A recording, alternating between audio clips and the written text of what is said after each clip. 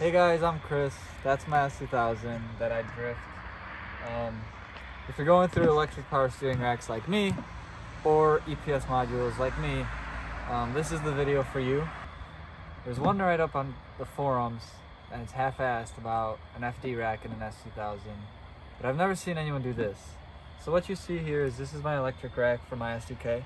The racks, they are okay. I've snapped the rack already, but the modules and the sensors themselves like to go bad. So in front of me here is a S13 rack. Just wanted to preface something right before we get into the whole spiel of what's going on. The car is fully on the ground now. It works, it's cool. So if you're watching this to make sure this works for your guys' cars, sure, watch, and it works, I promise. What I'm gonna preface though is I made a big mistake right at the start of this video. I was using a 240 S13 rack. Now let me go over to my hatch really quick and show you guys what I'm gonna talk about. These racks are mounted in the rear of the knuckle. So when these things run, these things are mounted on the back side of the knuckle. Yes, what are S2000s? Well, they're in the front. So when I went ahead and finished this whole thing, it was turn right, you'd go left. Turn left, you go right. So what did we end up doing? This is for a Silvia rack. I will explain all of that in further clips. But enjoy the video, guys. This is really cool, so enjoy it. That we're gonna make go in that thing somehow, some way. How? I'm not sure yet, but how hard could it be? If other people could do random shit, I could do random shit too. So I'm gonna use an S13 rack with an electric pump, and I mean it sounds as simple as I say it, right? But I don't know, I'm gonna figure this out, and I think making a YouTube video on this, because there's been hundreds of times where I've looked up on YouTube hydraulic rack in an S2000, I can't find anything, so hey, why not be the first? So I hope you guys stay tuned on this one. This one's really fancy. You might ask me why I went with the S13 rack instead of like a Mazda rack, which people say should close to bolt up. Why not? Like, all my friends have 240s, they love the steering on them, and the electric Volvo pump and the S13 rack are proven. So yes, am I making this harder for myself? Yes. Is it gonna be badass when it's done? Fuck yeah. So stay tuned, guys, and start. You can go now. Okay, hey guys, it's been a couple of days now, but we made this happen. So kind of gonna go over what we got going on here. I'm just gonna do this on the bench before I show you guys how it goes in. So first off, this is a S13 pivot that goes to the rack originally, with just cutting the pivots off and welding it together, with a S2000 rod going through for the splines, so that this can just slip on here.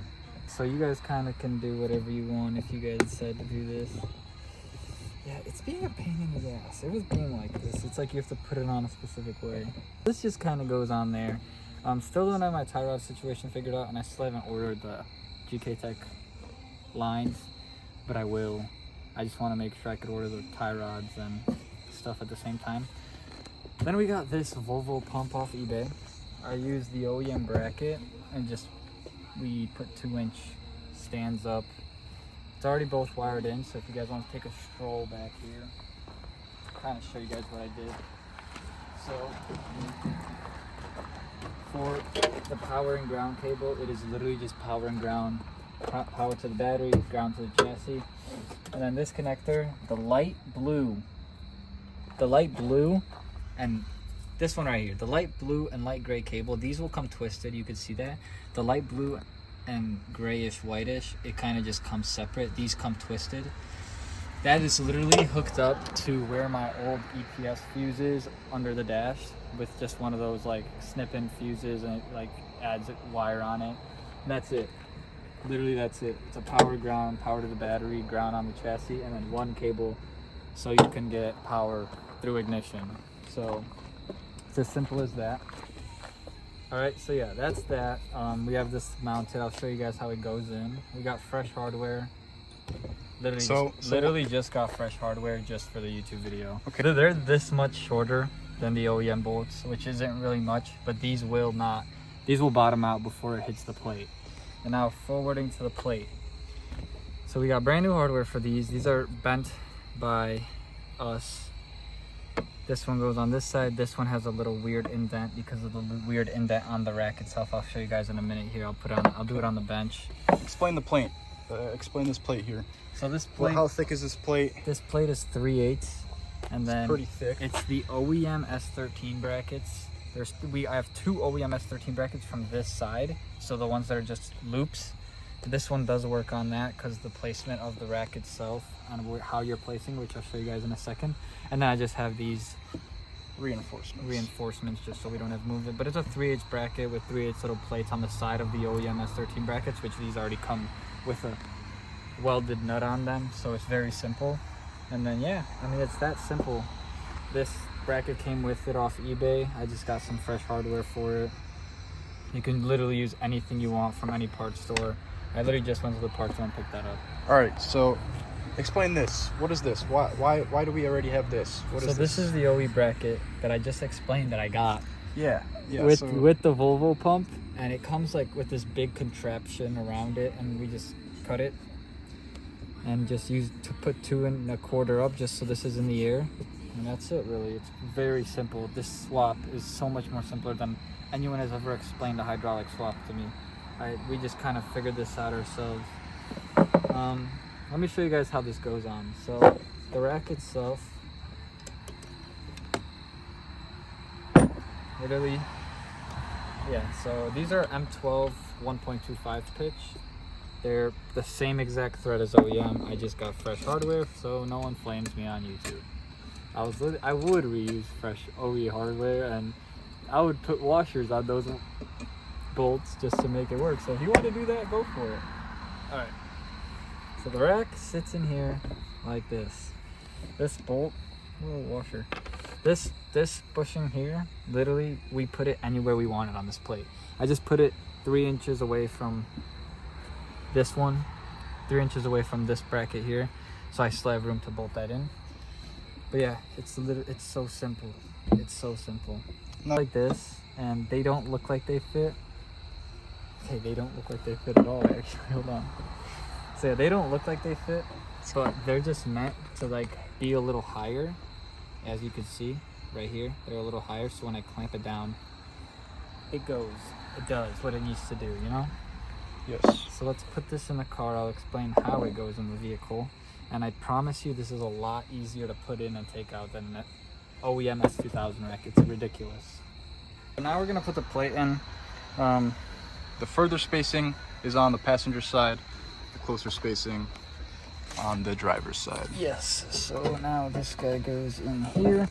I have my front bracings in the front of the vehicle, because we have room for these power steering lines in the rear. So when you put your bolts in, make sure all 4 are dropping in and thread.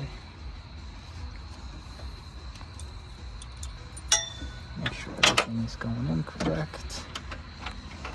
Now, I think I have a valid question for you, sir. Yes, sir.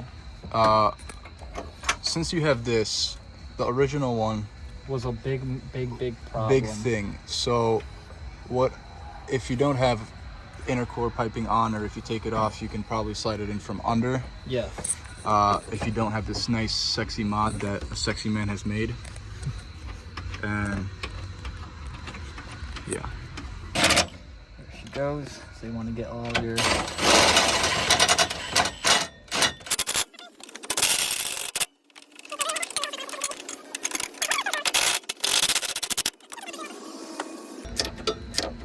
So yeah, the plate was overall pretty easy. I'm gonna explain to you one of the downfalls that we have learned with the rack going in here.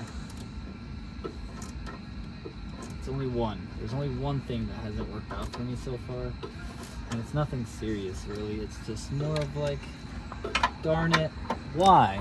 You know? Yeah. Just cranked down and we'll check back in. All right, guys. So now let me show you guys something very cool. If you have put in an S2000 rack prior, you know that you always need a second hand. Robert is just holding the camera. It is just going to be me here. I'm going to take off this spline.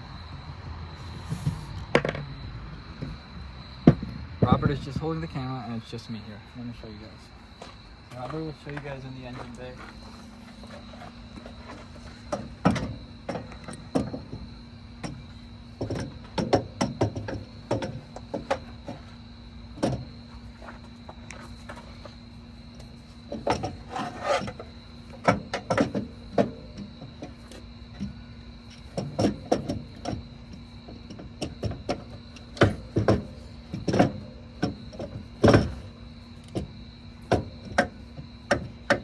Catching on something by the knuckle. Okay.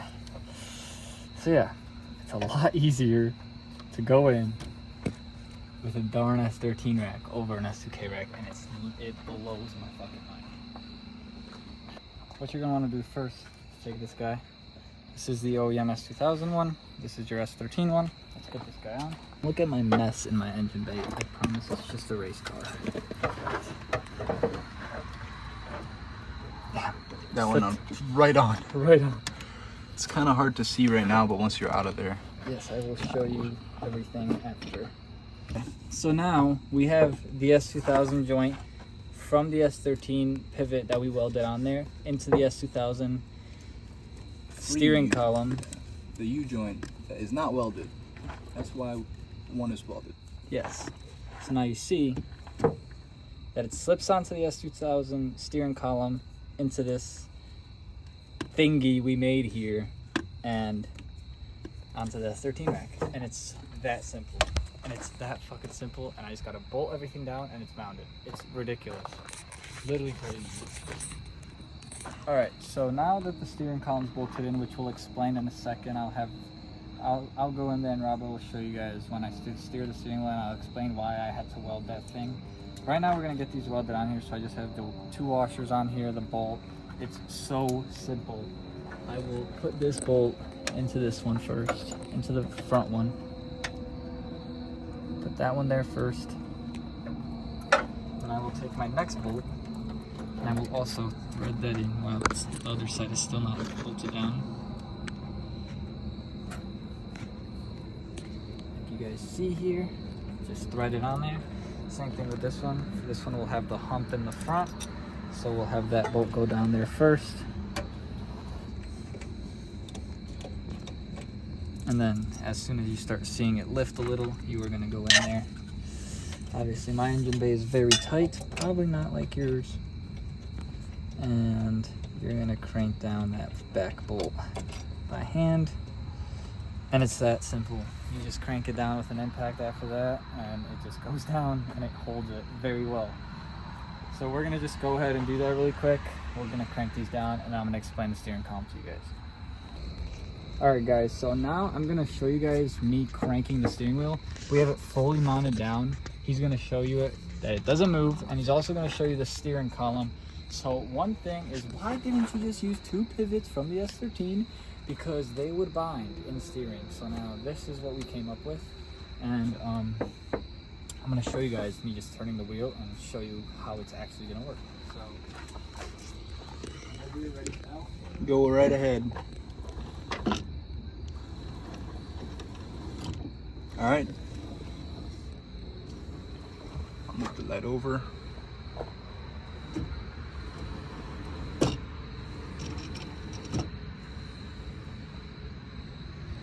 Very good. Show them this interior real quick. Show them this interior real quick. So last year at Street Lust, I had the TF Works shift knob on this, and I think somebody stripped it.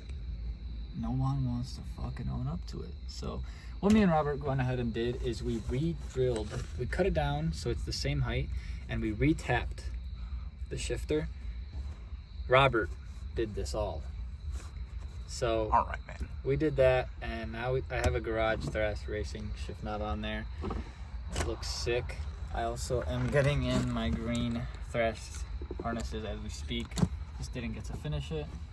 So the Thrash goodies are coming in, and then we also got something new coming in as well. So yeah, we're gonna move on to the last and easiest piece of all of this. So this guy mounts up to the OEM bracket, which it has these 2 rubber bushings in here. And this is literally the factory bracket in a Volvo, and we just welded these 2 1/4 maybe extensions. But this is my favorite part, is these 2 bushings. The OEM ones are used, so this thing will be just, what's the word for it? Planted. Got some good rubber isolation going on. Very good. So now let me show you guys how simple this is. So I have my holes drilled here. This guy just sits right here. So my first bolt is inside the chassis. If you can see, you just take your bolt. You guys can literally put this anywhere you would want. All right. So yeah, like I was saying, these bolts just go in here. This first one goes over here, and you take your 2 back ones, which will just be wherever you guys mount them, but I'm just showing you guys where mine are. Freaking paint is so thick. Yep, so it just goes down wherever you guys decide to mount it. It won't fit in the engine bay though. If that's what anyone was thinking, it won't fit in the bay. You're missing a nut. We are missing a darn nut. For me, it's really simple. I will just put my hand in my bumper hole and thread it on there.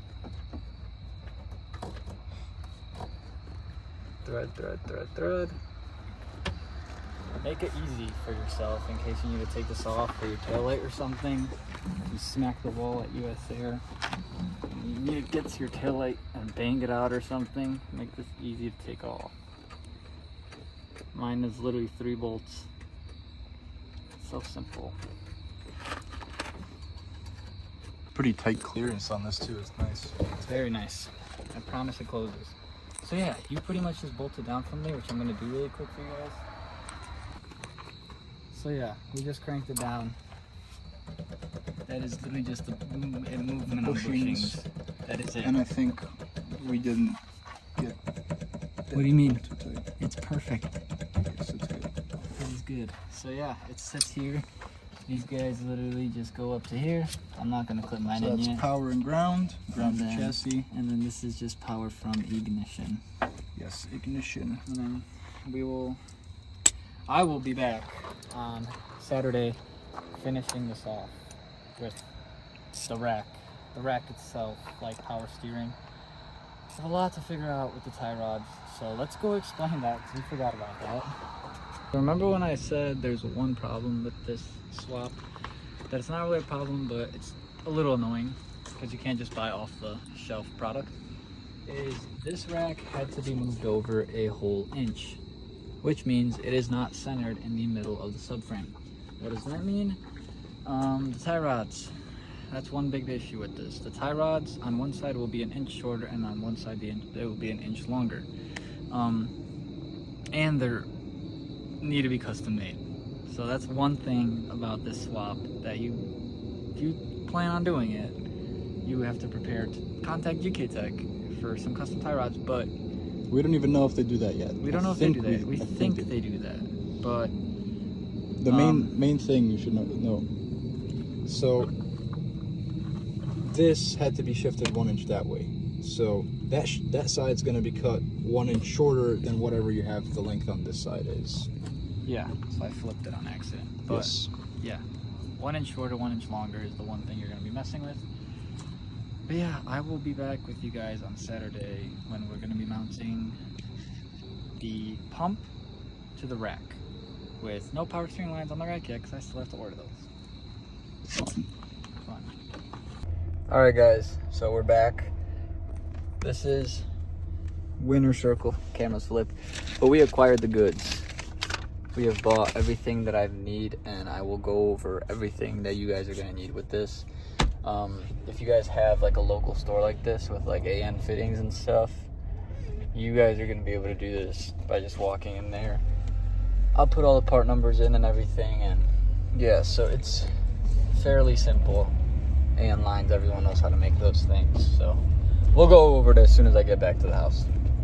All right, guys, so we have my little stash of stuff here. My bench is a mess right now, but let's go over what we got. I'm gonna show part numbers right away.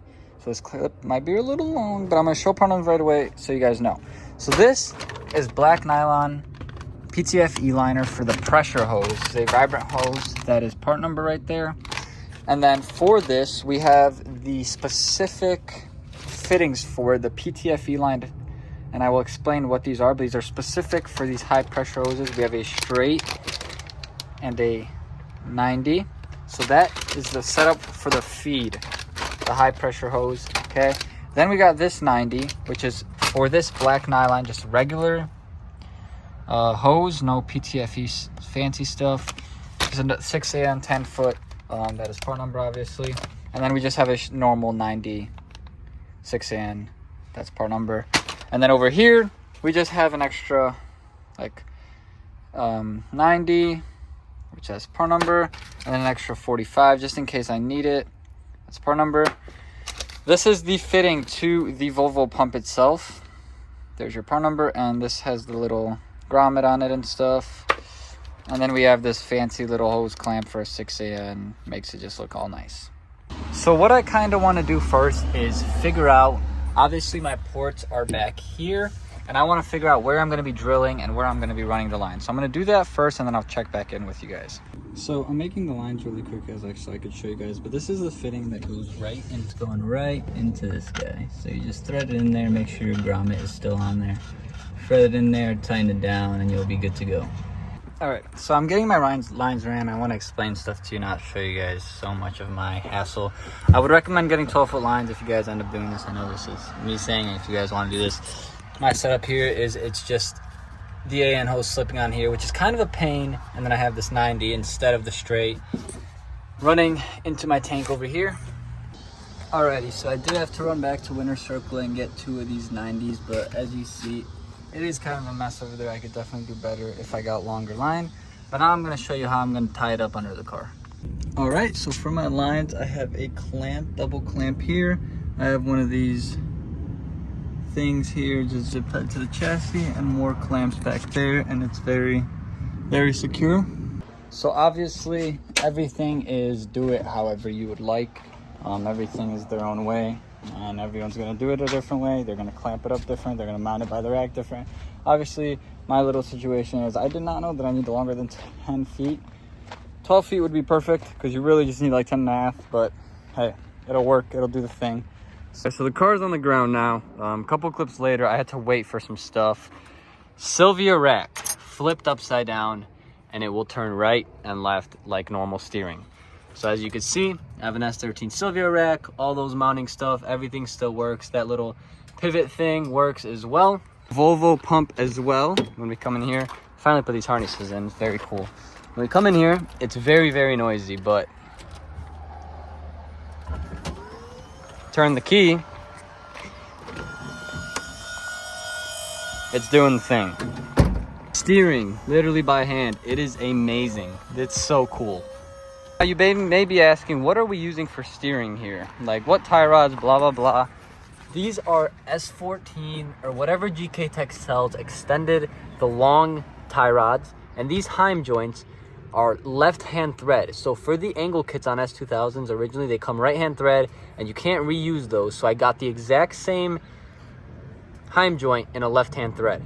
Just went to Menards, got a nut, literally about to go get an alignment. But yeah, so I got these. I measured it out. I just straightened my wheels on my blocks, measure them, cut them to what they needed to be. Because if you guys remember, I talked about how it's going to be like 1.5 inches longer on one side, and it did actually end up being 1.5 inches. One thing I do want to do is get those C-clips on the rack at the edge, so I can't overextend it, and then cut out this back section. This whole hump, I want to cut it out, because as you can see, this is a big issue. Yeah, this turned out so sick. I already got to drive it. I haven't drifted it yet, but we're literally about to get this aligned right now, and this is so cool that this actually worked. Angle, I have more angle than I had before, and I bet you after I cut out this back hump, there's going to be more of angle. I mean, this car is completely made of like different kind of parts from different cars, but I mean, this is sick. It feels cool. The only thing is it feels lighter. Obviously, S2000 had that assist. Saying it has that assist for when you go to a higher speed, it adjusts how stiff your steering wheel is. So that's the one thing, but it's something you can get used to. And I saw in a video, on Mike's video, that you can get like a little monitor to adjust speed and stuff. So I might end up trying that. We'll see how it goes. I could show it off in a future video. I plan on trying it, but tomorrow we're gonna go streeting. And today I just got to get the car line. I left work early, but this thing looks so cool. So cool to finally see this car back on the ground and working. And I drove it yesterday and it worked amazing. Now aligned and everything is good. The tie rods and everything was perfect. Steering wheel still works amazing. I love it so much. I just did some little stuff over at Israel's while he was doing the alignment, but I'm so stoked. It like feels amazing so far. I'm gonna show you guys a little POV